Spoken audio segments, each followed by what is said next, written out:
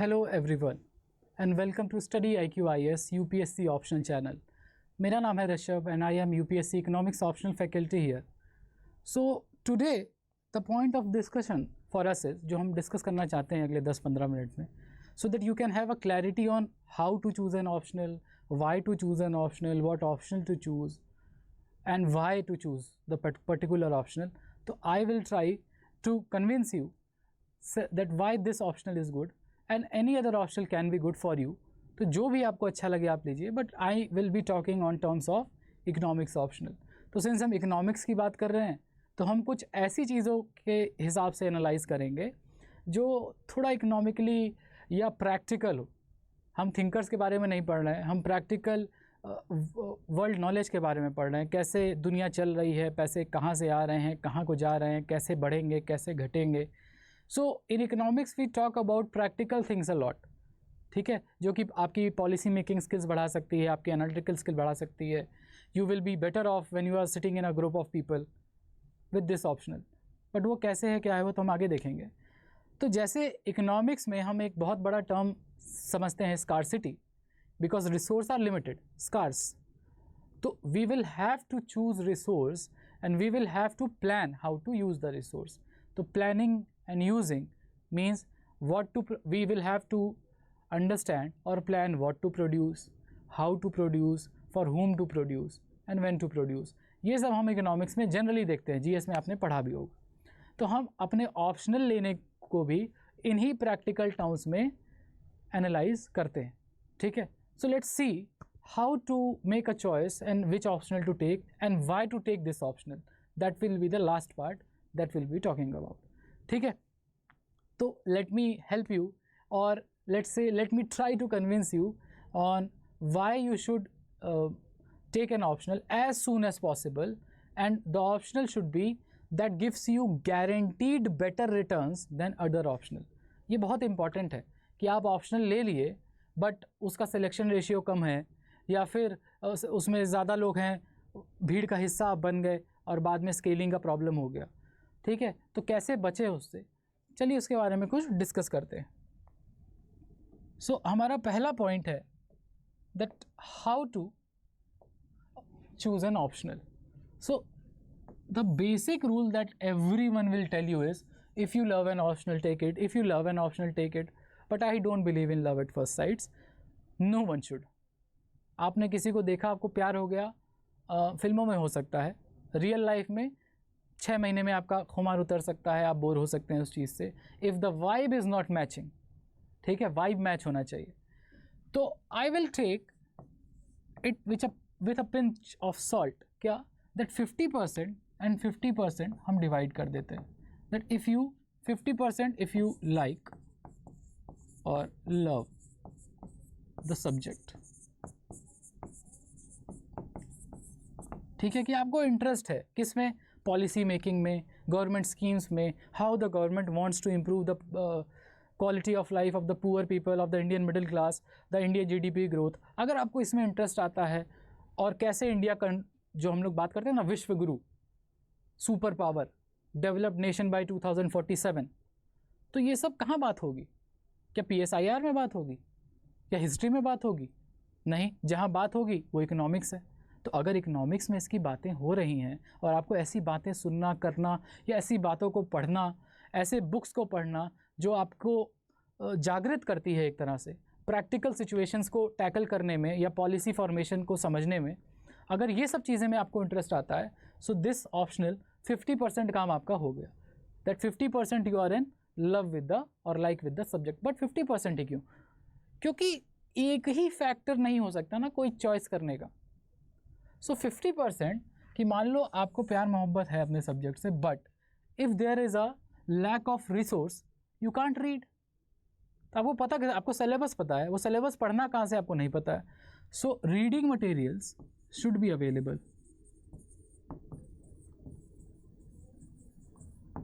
ठीक। अब रीडिंग कर रहे हो तो हो सकता है ना समझ में आए, हो सकता है कुछ समझ आए, आधी चीज़ ना समझ में आए। तो ये समझाने का काम किसका है? आपके मेंटर्स, आपके गाइड, आपके फैकल्टी का। So mentor, faculties should be present to clear your doubts, क्योंकि भाई ये कॉन्सेप्चुअल बातें पढ़नी होती हैं आपको ऑप्शनल में। कोई भी ऑप्शनल ले लो, रट के तो नहीं जा सकते ना। पाँच महीना अगर आपको पढ़ाई करनी है ऑप्शनल की, तो आपको लग के पढ़ना है, सिंसियरली पढ़ना है, ठीक है। तो you will need a mentor to help with you with answer writing, क्योंकि आंसर राइटिंग बहुत इंपॉर्टेंट है, with concepts and train you well so that you can write better and you can conceptualise और summarise things. Maybe कुछ ऐसा आ गया exam में जो कि आता है ऑप्शनल में, कुछ ना कुछ ऐसा आएगा जो आपको लगेगा कि आउट ऑफ सिलेबस है, बट अगर आपका मेंटर, आपका गाइड, आपका फैकल्टी अच्छा है और आपको अच्छे से ट्रेन किया हुआ है, आपके सेमीफाइनल, आपका ट्रेनिंग सेशन अच्छा हुआ है, तो आप उन क्वेश्चंस को भी टैकल कर पाएंगे by using keyword, determination etcetera, जो आप शायद नहीं कर पाते अगर आप सिर्फ बुकिश नॉलेज ले रहे होते या गलत जगह पे पढ़ाई कर रहे होते। So availability of reading materials, mentor faculties and good test series play a very very important role when you answering the how to answer of the choosing an optional, how to choose an optional. So 50% should be the love for the subject that don't bores you for a long time, makes you more inquisitive about the subject, about the things around you. तो ऐसे subject को आप option ले सकते हैं। और 50% role is of these things, the reading materials, the mentors, the coaches, the guides, the teachers, and the third point is a good test series. Because आपको पता कैसे चलेगा, ये फीडबैक आपको कहाँ से मिलेगा कि आपने जो पढ़ाई की है वो सही डायरेक्शन में गई है या नहीं गई है, एवेल्यूएशन है कि नहीं है, आंसर राइटिंग बढ़िया किए हो कि नहीं किए हो, है ना। ओके, अब हमने how to choose an optional का आंसर कर दिया, ठीक है। हाउ टू चूज़ आप इसमें से कर सकते हैं। अगर आपको कोई कह रहा है ओनली लव एट्सेट्रा, तो नो। और मैं तो इसमें एक और चीज़ ऐड करता, क्योंकि हम लोग इकोनॉमिक्स की तरफ से देख रहे हैं, बट हम उसको थर्ड स्लाइड में देखेंगे। That is what is the advance और सक्सेस रेशियो,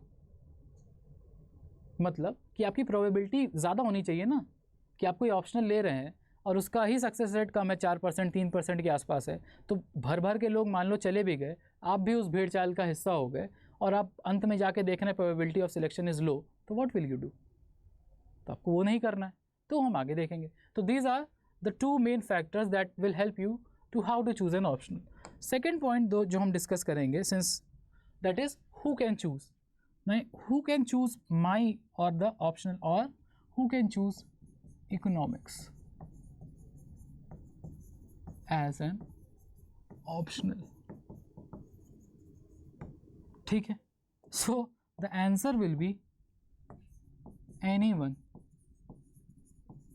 who likes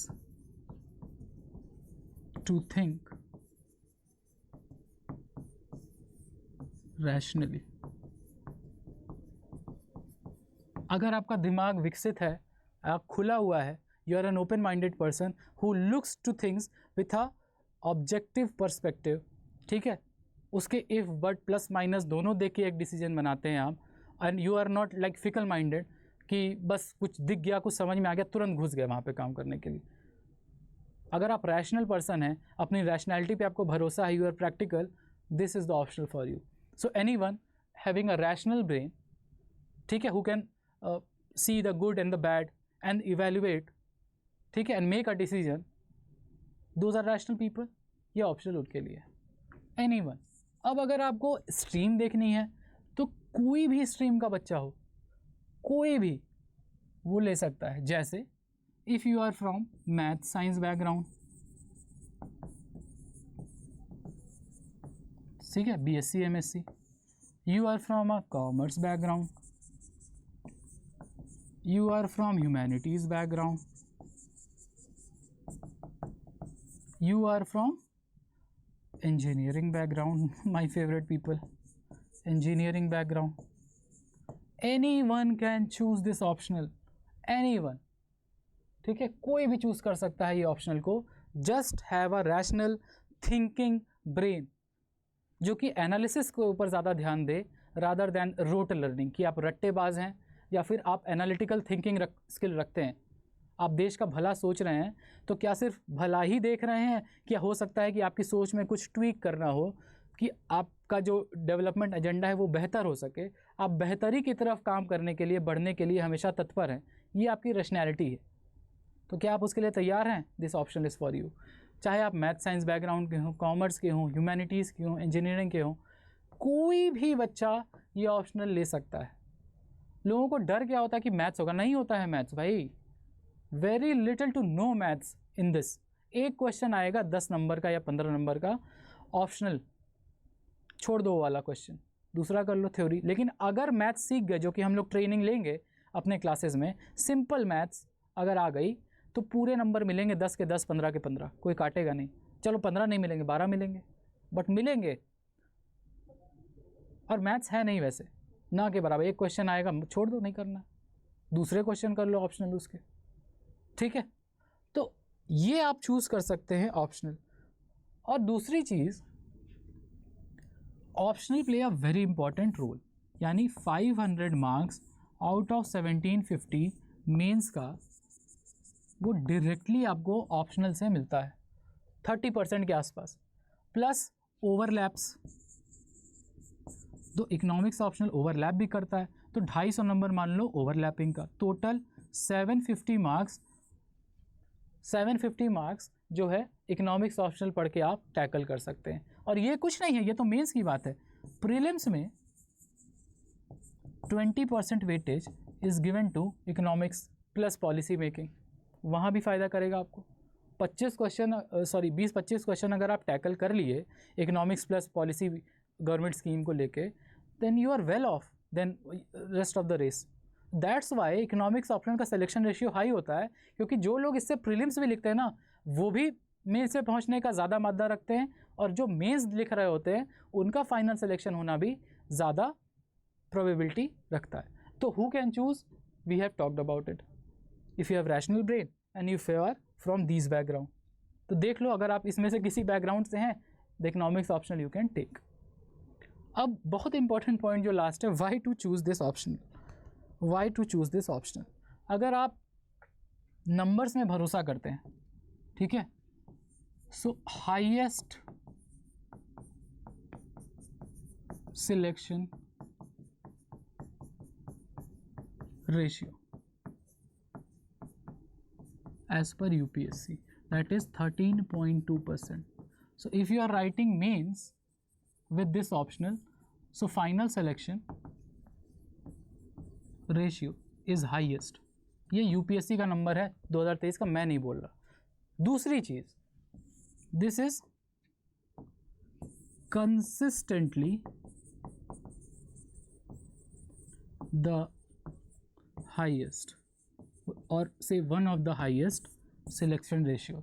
पिछले 5 साल का भी डेटा उठा के देखोगे ना, तो 11%, 14%, एक बार तो 19% तक सिलेक्शन रेशियो था इकोनॉमिक्स ऑप्शनल का। सो कंसिस्टेंसी ऑफ परफॉर्मेंस गारंटी करता है ये ऑप्शनल। क्यों? क्योंकि जो बच्चे पढ़ते हैं economics optional, they are very sincere, they are consistent in their efforts and they are very diligent. वो धोखा नहीं दे रहे हैं अपने आप को।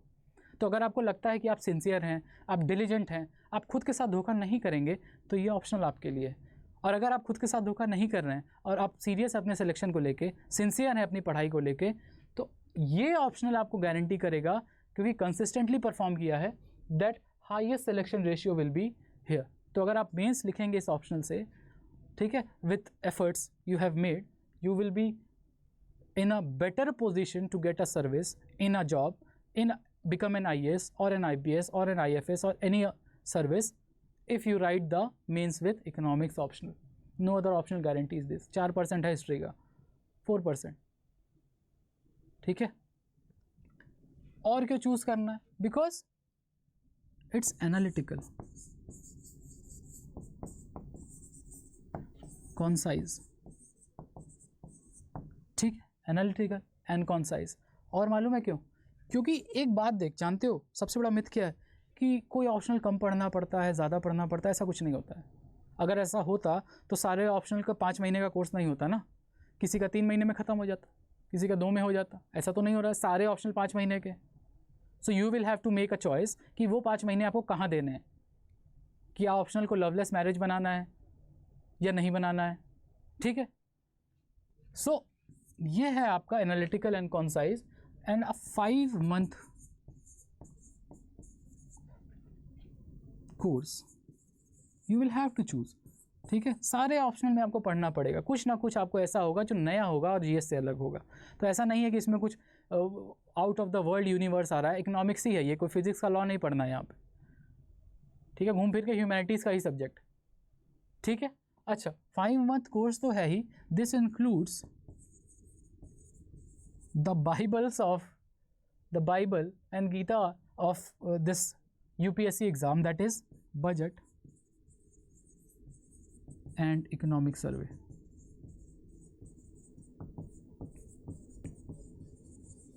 अब भाई अगर बजट और इकोनॉमिक सर्वे भी इंक्लूड है आपके कोर्स में ही, तो क्या आपको नहीं लेना चाहिए? 4 क्वेश्चन तो यहीं से आ जाते हैं प्री में, 3-4 क्वेश्चन यहीं से हो जाएंगे, सोचो। और बाद में जब GS2 का लिख रहे होगे या GS3 लिख रहे होगे, तो यहीं से तो क्वेश्चन आएंगे उठ के, गवर्नमेंट ने क्या पॉलिसी बनाई, क्या अचीव किया, सब कुछ कहाँ से सीखते हो? यहाँ से, in depth analysis of budget and economic survey, no other option guarantees you that. Plus test series with 3 revisions. Test series को ऐसा डिज़ाइन किया गया है कि कम से कम 3 रिवीजन आपको गारंटीड हो इंस्टीट्यूट से, ठीक है। तो आपके सेक्शनल टेस्ट बनाए गए हैं, फुल लेंथ टेस्ट बनाए गए हैं, पेपर 1 टेस्ट बनाए गए हैं, पेपर 2 के लिए टेस्ट बनाए गए हैं। इस तरह से उसको डेवलप किया गया है कि आपका सिलेक्शन गारंटीड हो और आपका जो ये हमारा रिवीजन है वो गारंटीड हो। बाकी जो उसके ऊपर पढ़ रहे हैं रिवाइज, हर क्लास के नोट्स के बाद जो आप खुद रिवाइज़ कर रहे हैं 1 घंटा बैठ के, वो एक्स्ट्रा है आपकी पढ़ाई। 3-4 बार अगर रिवाइज़ करोगे तो ऑटोमेटिकली सिलेक्शन का प्रोसेस या सिलेक्शन की प्रोबेबिलिटी बढ़ाओगे ही, अपनी कम तो करोगे नहीं, ठीक है ना। तो this is why to choose an optional, why to choose this optional. Plus the course has been designed like आपको लाइव क्लास मिलेगी, रिकॉर्डेड क्लास मिलेगी, हैंड रिटन नोट्स मिलेंगे, आंसर राइटिंग की प्रैक्टिस मिलेगी, और टेस्ट सीरीज़ तो मिल ही रही है। And test series will guarantee that you will at least be doing 3 proper revision. अगर आप सिंसियर और डिलीजेंट हैं और धोखा नहीं कर रहे हैं खुद के साथ भाई, तो you will be at a much better, at a higher indifference curve, ठीक है, as compare to your peer group from this optional. ये तो पक्का है, ये यूपीएससी के नंबर भी दिखा रहे हैं, ये इस कोर्स का स्ट्रक्चर भी दिखा रहा है, ये टेस्ट सीरीज़ की गारंटी भी दिखा रही। लेकिन बात वही है, the elephant in the room is your efforts, your diligency and your sincerity and your rational approach. तो अगर आपको लग रहा है कि आप अपना परसेंटेज 100% दे सकते हैं, चलो 80% भी दे सकते हो सिंसियरली, जॉइन दिस ऑप्शनल, ठीक है।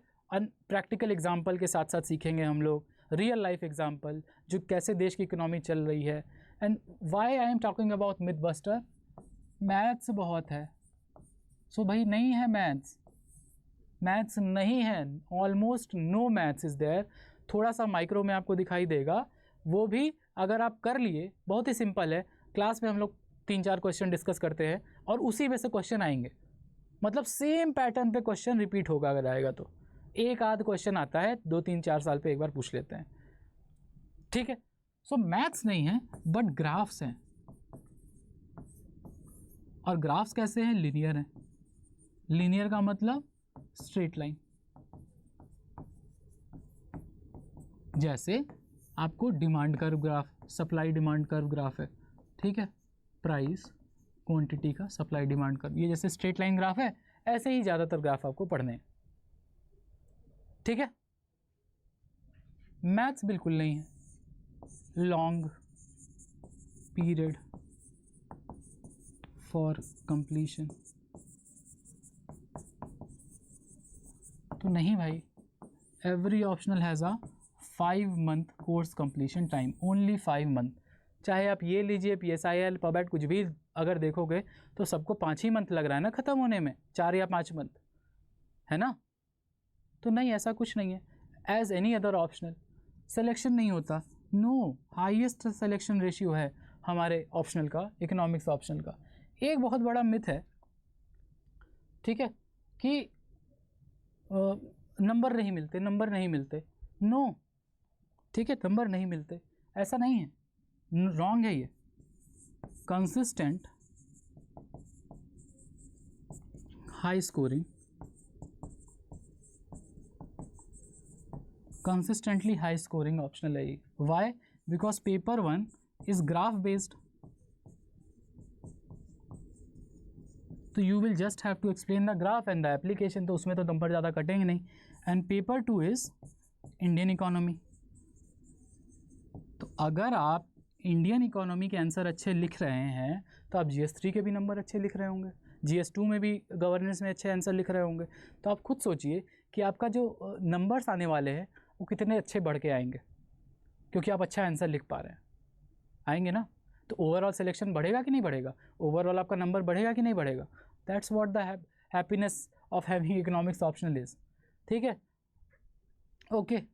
सो ये सब हमें मिथ तोड़ना है, मिथक तोड़ने हैं, ताकि हम समझ सकें कि जो मार्केट में चीज़ें चलती है ना वो सही होती नहीं है. तो अगर आप भेड़ चाल का हिस्सा नहीं होना चाहते हैं, you have to be a better policy maker even after selection. तो सिलेक्शन तो ज़्यादा प्रोबेबिलिटी प्रोवाइड कर ही रहा है ये ऑप्शनल, लेकिन सिलेक्शन के बाद भी to be a better policy maker, make better decisions for your fraternity, for your city, for your country, this optional will help you to develop that thinking skill. Okay, so I'll be waiting for you. Thank you everyone for joining and listening to me. I will be waiting for you. Please go and check out economics optional course, and if you want, please subscribe to the course. We are going to launch a new batch from I think December, 2nd of December. Please go and check and try to understand and why I am asking you this. कुछ videos भी पड़े हुए हैं, वो देखो. अगर समझ में आ रहा है, इंटरेस्ट आ रहा है, तो please subscribe to the course. Study IQ के वेबसाइट पे जाइए, इकोनॉमिक्स ऑप्शनल के टैब को सर्च करिए, तब आपको समझ में आएगा कि कोर्स का स्ट्रक्चर क्या है, क्या आप लेना चाहते हैं, नहीं लेना चाहते हैं. और बाकी I have try to convince you why this is a better optional, because it guarantees you better returns. तो आप अगर म्यूचुअल फंड भी खरीदते हैं या फिर बैंक में जमा करते हैं पैसे, तो आप उस जगह पैसे जमा करना चाहते हैं जहाँ आपको इंटरेस्ट रेट ज़्यादा मिलता है, यानी रिटर्न्स ज़्यादा मिलते हैं, है ना. तो उसी तरह सबसे ज़्यादा रिटर्न्स कहाँ मिल रहे हैं, इकोनॉमिक्स में मिल रहे हैं. तो अगर इकोनॉमिक्स ऑप्शनल में सबसे ज़्यादा रिटर्न मिल रहे हैं, तो it's better to be a part of economics optional and be different from the rest. Okay, so thank you everyone for joining. We will meet again with some other video, and please like, share and subscribe this video if you like it. If you have any query, please write in the comments. अगर comments में लिखोगे, so I will try to resolve your queries. And please subscribe to economics optional if you like this subject from Study IQ website. Thank you everyone. Bye bye. Have a good day.